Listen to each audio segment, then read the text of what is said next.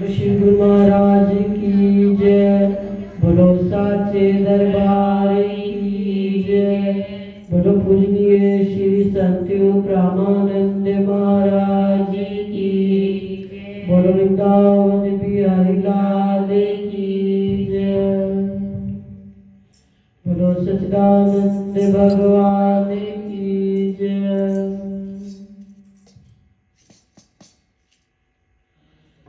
आ बैठ मेरे कोल तैनू तकदीरवा तकदीरवा मुखों कुछ ना कहा।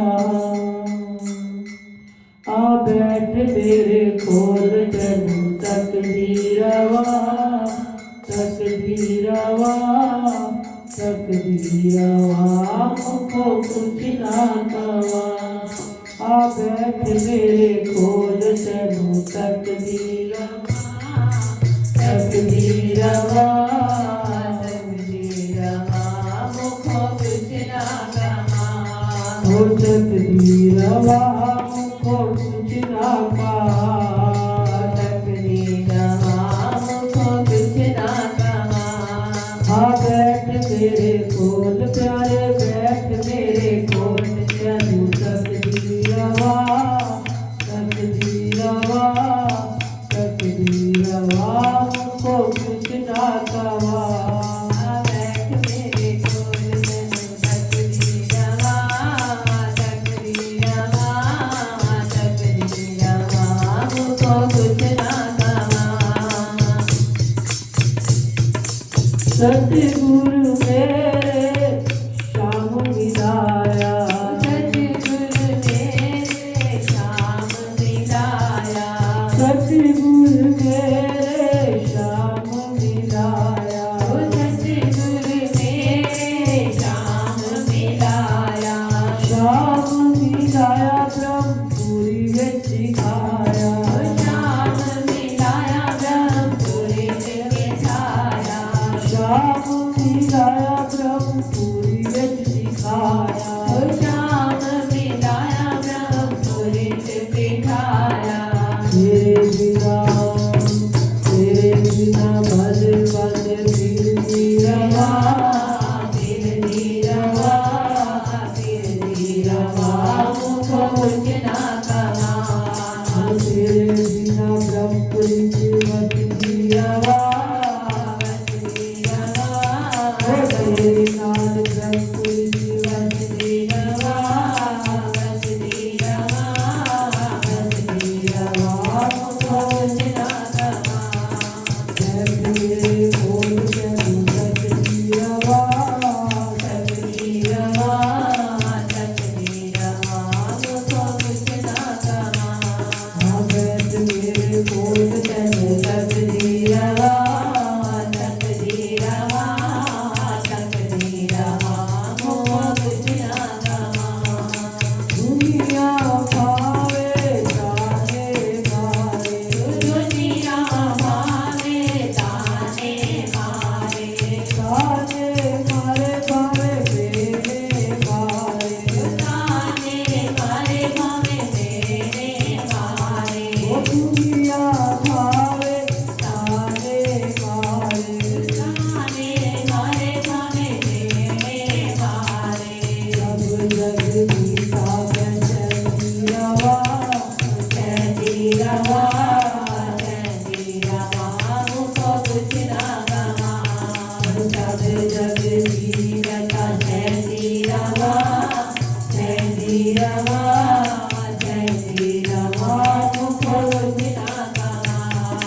बैठ मेरे कोल तैनू तकदीरवा तकदीरवा तकदीरवा मुखों कुछ ना कहा। बैठ मेरे कोल तैनू तकदीरवा तकदीरवा तकदीरवा मुखों कुछ ना कहा। तेरी सूरत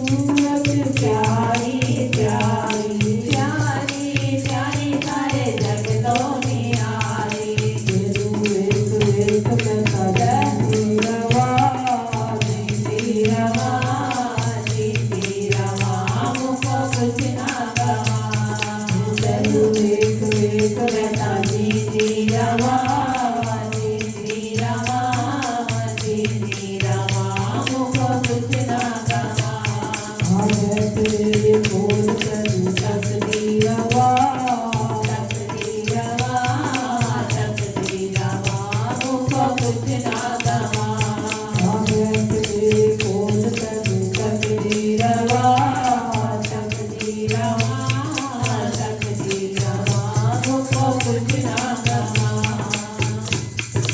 तू मेरे मन का मोती है तू मेरे मन का मोती है मोती है मेरी ज्योति है मोती है मेरी ज्योति है तू मेरे मन का मोती है मोती है मेरी ज्योति है सारा दिन तेरे आगे नजदी रवा नजदी रमा मुख कुछ ना गवा सारा दिन तेरे आगे नजदी रवा नजदी रमा मुख कुछ ना गवा आगे तेरे बोल तनु तकदी रवा तकदीर वा मुख कुछ ना गवा आगे तेरे बोल तनु तकदी रवा तकदीर वा मुख कुछ ना गवा आगे तेरे बोल तनु तकदी रवा प्यारे तकदीर वा मुख कुछ ना गवा आगे तेरे बोल तनु तकदी रवा तकदीर वा मुख कुछ ना गवा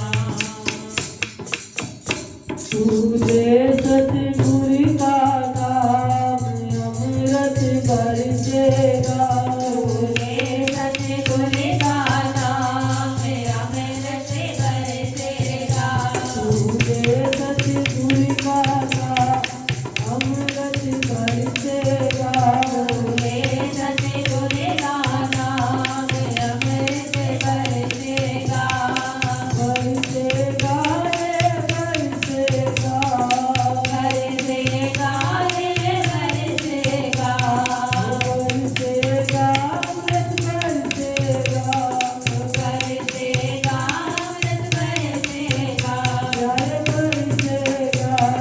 बरसेगा प्यार बरसेगा प्यार बरसेगा प्यार बरसेगा तुझे सतगुरु का नाम अमृत बरसेगा तुझे सतगुरु का नाम अमृत बरसेगा चिंता सारी मिट जाएगी चिंता सारी मिट जाएगी चिंता सारी मिट जाएगी चिंता सारी मिट जाएगी जीवन में खुशियाँ आएगी जीवन में खुशियाँ आएगी जीवन में खुशियाँ आएगी जीवन में खुशियाँ आएगी चिंता सारी मिट जाएगी जीवन में खुशियाँ आएगी हो जाए हो जाए पूर्ण का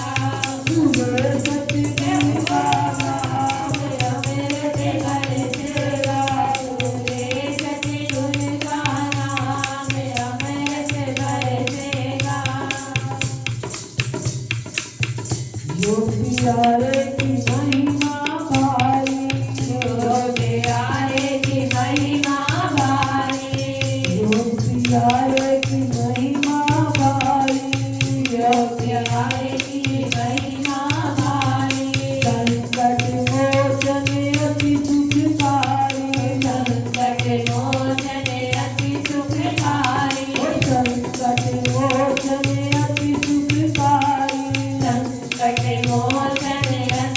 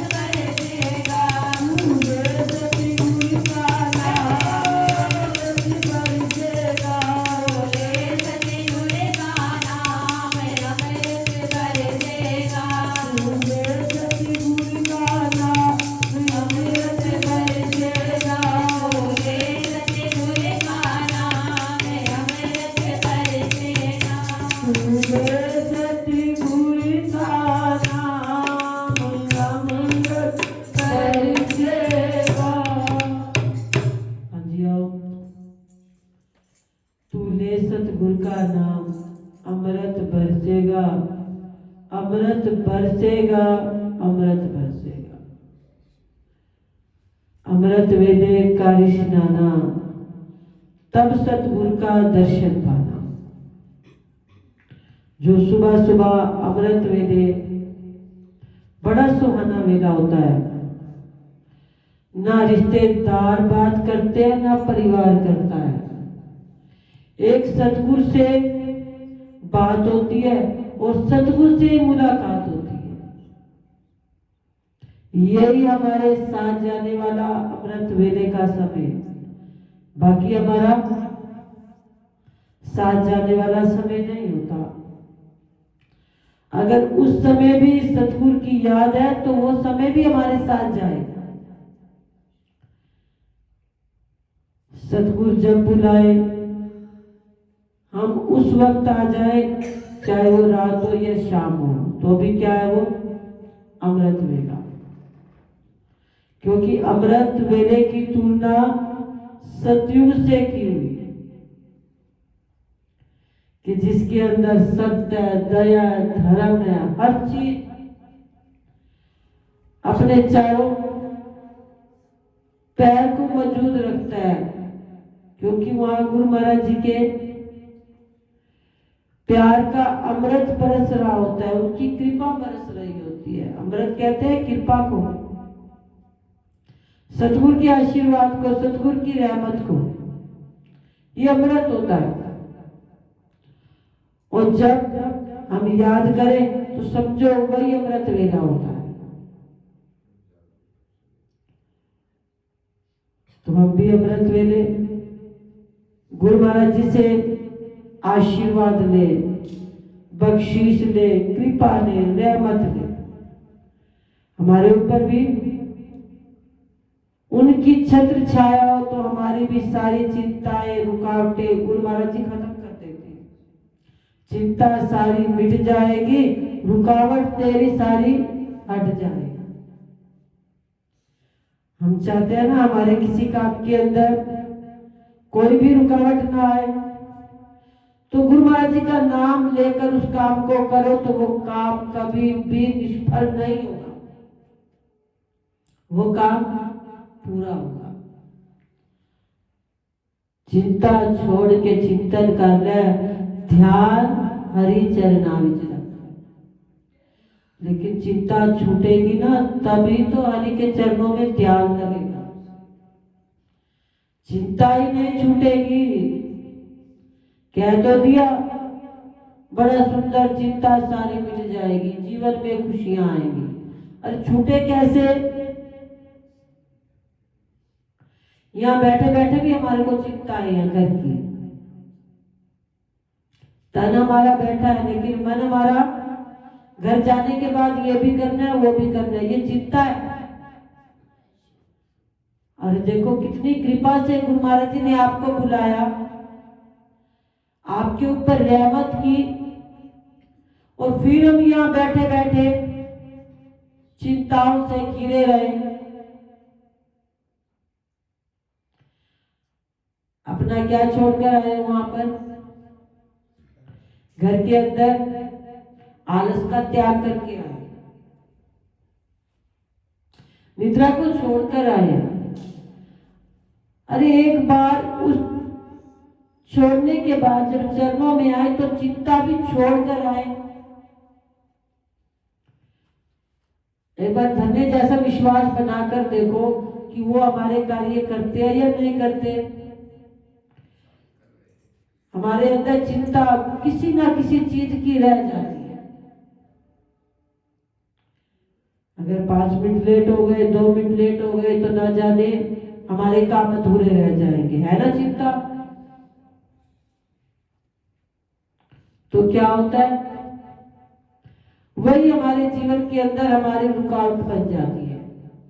सत्संग में जितनी देर बैठो अपनी चिंताओं से मुक्त होकर बैठा करो। जब गुरु महाराज जी को माथा टेके, माथा टेकने के बाद सारी चिंता गुरु महाराज जी को टेक दे। गुरु महाराज जी को टेक देंगे ना तो फिर हमारा ध्यान चिंतन के अंदर बैठा हुआ लगेगा, हमारा ध्यान चिंता में नहीं जाएगा। हम देखते रहते हैं घड़ी दुश्मनियों को, देखते रहते हैं बाकी चीजों को, तो वो क्या होता है, यही चिंता है। अपने ध्यान को श्री गुरु महाराज जी के मुख के ऊपर लगाए, अपने ध्यान को गुरु महाराज जी के सामने एक तक आ बैठ मेरे को तकदा रवा मुखो कुछ ना कवा, बैठे रहो उनको देखते रहो, मुख से कुछ ना कहो। फिर देखो वो हमारे जीवन में खुशियां अनंत भर देंगे, कोटि कोटि भर देंगे। अब यहाँ बैठे हुए हमें चिंता है या नहीं कि दूध वाला आएगा, बाकी कोई काम वाला आएगा, घर के सदस्यों को भेजना है, ये चिंताएं हैं। या तो अब जल्दी आए तो चिंताएं सारी रहेगी भी नहीं।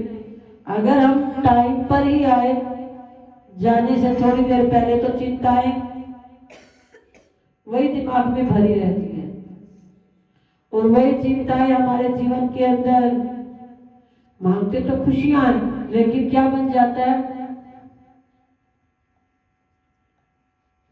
अरे सुखकारी है, संकट मोचन वाली है। क्या है नाम, सुखकारी, अति सुखकारी, संकट मोचन अधिकारी, योग प्यारे की बड़ी महिमा भारी। तो अब हम अपने जीवन के अंदर योग की महिमा को गाएं तो हमारा जीवन भी अपने आसपास देखा करे कि कोई हमारे से छोटा है तो उसकी सहायता किया करें। एक बार एक पति पत्नी घर के अंदर अपना बड़ा सुंदर गुजारा कर रहे थे। अब पति ने आवाज लगाई अपनी पत्नी को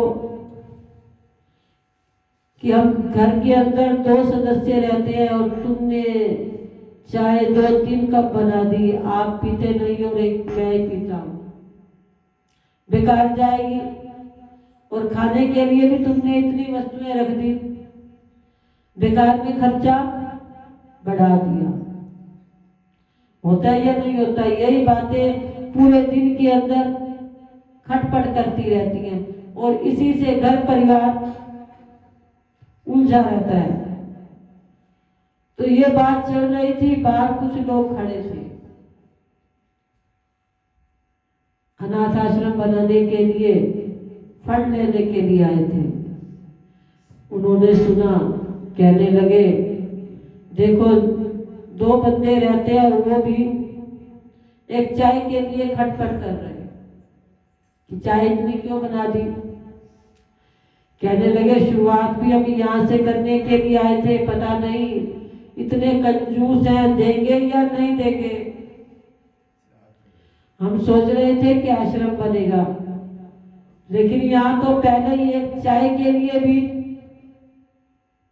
इतनी खटपट, तो फंड में क्या मिले या ना मिले।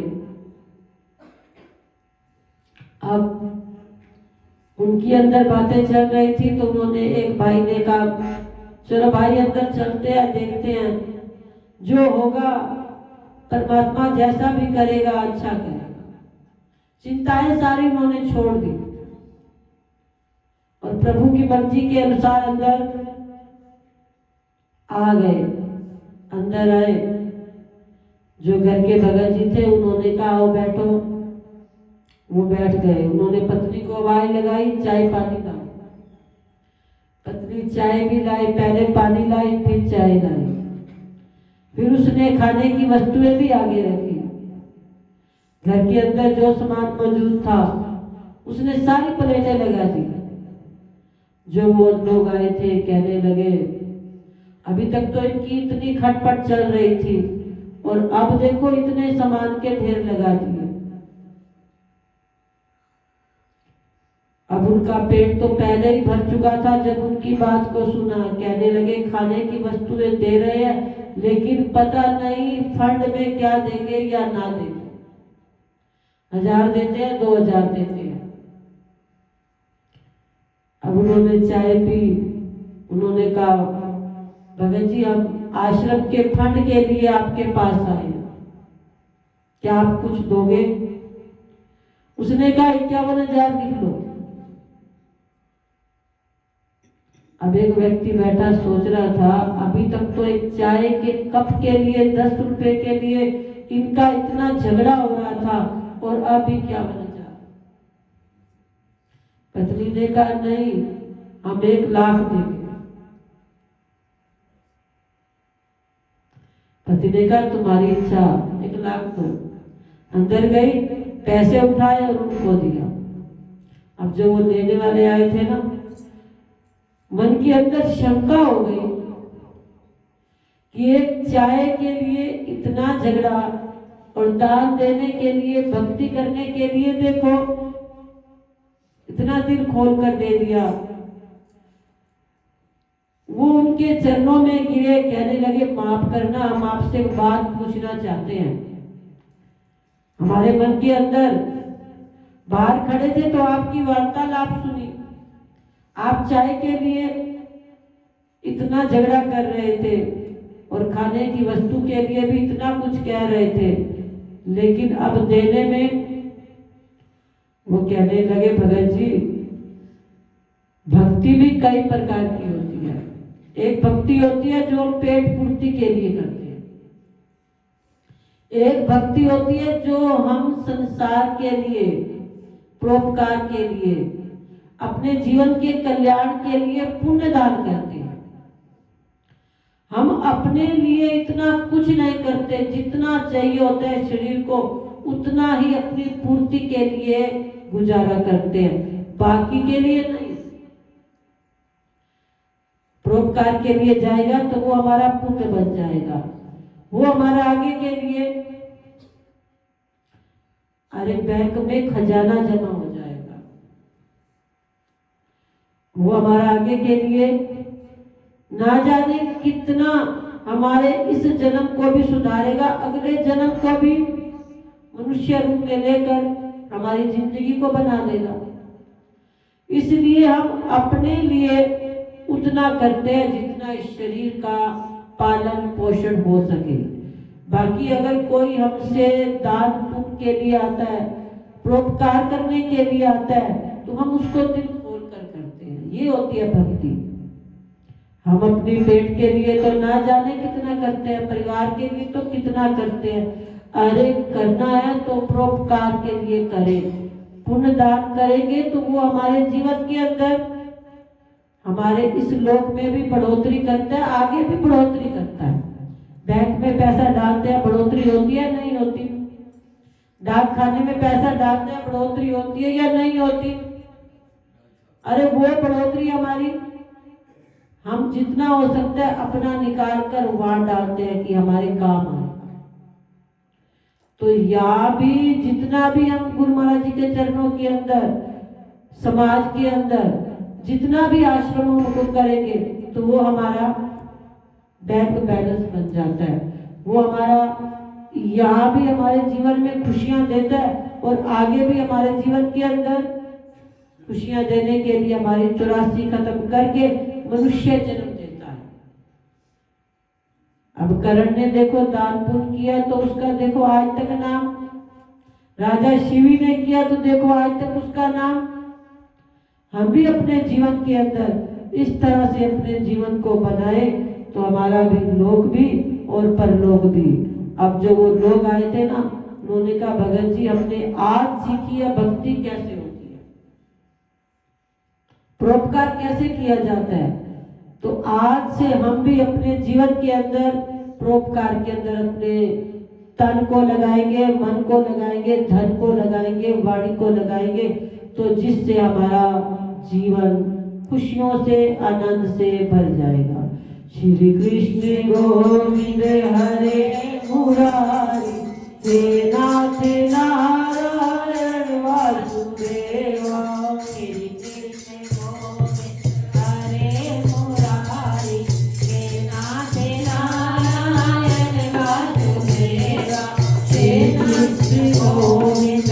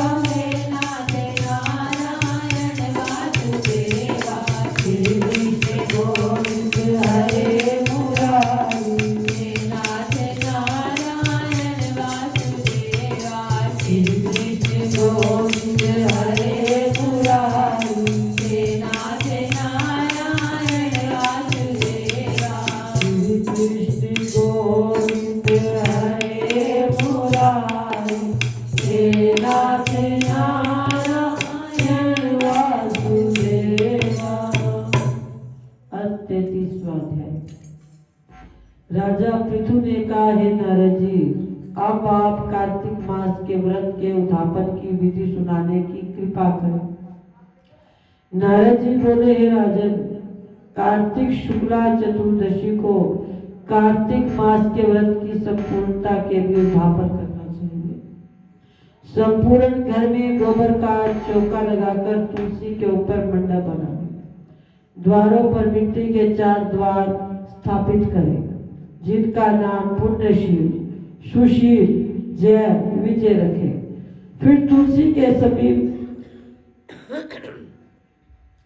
सर्वतोभृत चक्र बनाकर उसके समीप 5 रत्न युक्त कलश रखें। श्री नारायण जी की सोने की मूर्ति बनावें। फिर 9 ग्रह, उपग्रह, 10 दिक्पाल और 5 लोकपाल आदि स्थापित करें। सबसे पहले स्वस्ति वाचन करके गणेश और विष्णु आदि देवताओं का षोडशोपचार विधि से पूजन करें। भगवान को नीले रंग की सुंदर रेशमी पोशाक पहनाएं। तत्पश्चात शैया दान करें। फिर ब्राह्मणों को भोजन करावें और गौ की पूजा करके गोदान करें। एक ब्राह्मण को सहपत्नी भोजन करावें। फिर दोनों को वस्त्र, आभूषण, पात्र, दक्षिणा देकर उन्हें संतुष्ट करें और दंडवत करके उनका आशीर्वाद प्राप्त करें। ये सब कार्य श्रद्धा पूर्वक ऊपर बताई गई विधि अनुसार करने से व्रत का पूर्ण फल प्राप्त हो जाता है और अंत में विष्णु लोक की प्राप्ति होती है। जो व्यक्ति कार्तिक के इस व्रत को कहता, सुनता और देखता है, उसको भी व्रती के समान चौथाई फल की प्राप्ति होती है। इति 33वां अध्याय संपूर्ण। बोलो श्री गुरु महाराज की जय।